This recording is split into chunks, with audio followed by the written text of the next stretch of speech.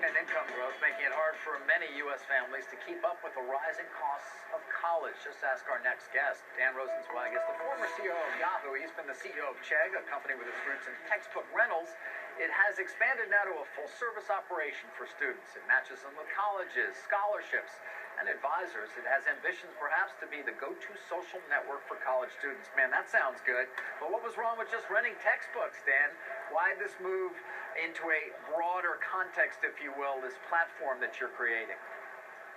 Yeah, no, it's a very good question, and it's a much bigger opportunity. But frankly, I think when we took over the business 3 years ago, it was clear that print textbooks and the rental model wouldn't be around forever, because as the world goes increasingly digital, then students would be using many more education resources, and of course using e-textbooks and the new technologies that come out. But mostly it's about, nobody up to this point has focused on putting the student first. And so Chegg has taken the position that our goal is to give the students what they need. Our mission is to save them time, save money, and get them smarter. And the education process is really difficult. It's really fragmented. I have two daughters, Rachel and Samantha, and they both, one went through the process and is already in, the other's going through it now. And it's just really complicated, really expensive, and it's not necessary anymore. You know, of course, Facebook started in a college dorm, conceivably as a social network originally for students who were in college.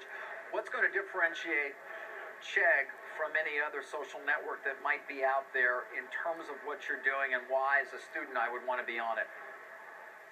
Yeah, we don't think of it so much as a social network as we do as a connected learning platform. So, you know, it's a vertical. It's focused on a student's lifetime while in school, their academic needs, their needs as a student. So it's probably similar, more similar to LinkedIn, who is building the professional graph, and Facebook's building the social graph, and we're building the student graph. So we have high school students who come into the network, fill out a profile.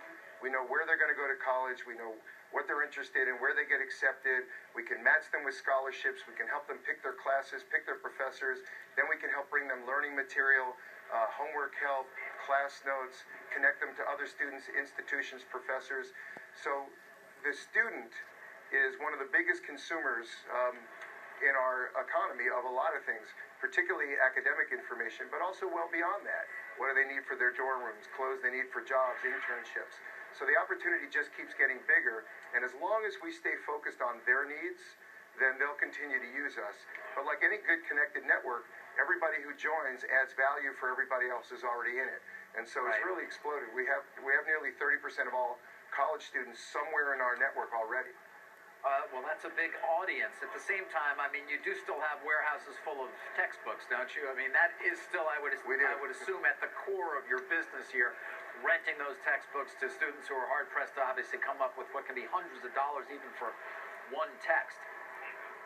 Yeah, no, that's exactly right. I mean, we have a warehouse in Kentucky that does an outstanding job. In fact, we've set record days for shipments the last couple of days, because it's now back in the January semester. And you know, we've gotten so proficient at it that we can get millions of books back and turn them around in 4 hours, because the December season ended and the January season started.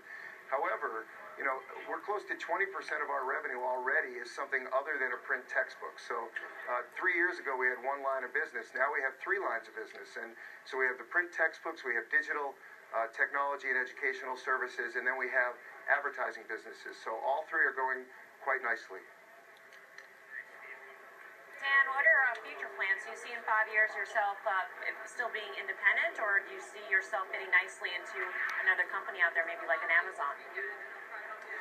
Well, you know, we've taken the view of trying to be what they call out here a 100-year company, which is, how can we build something that is scalable, that is defensible, that is valuable to all of its constituents, starting with its students, our shareholders, our investors today, of course our employees.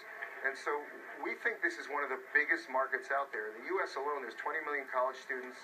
So we have the college students, we have high school students trying to get into college now. We have a global opportunity. So we're really at the beginning of our opportunity, and it's already a very big business. So I think we just focus on. Are you guys getting close to cash flow break even, you know, at this point?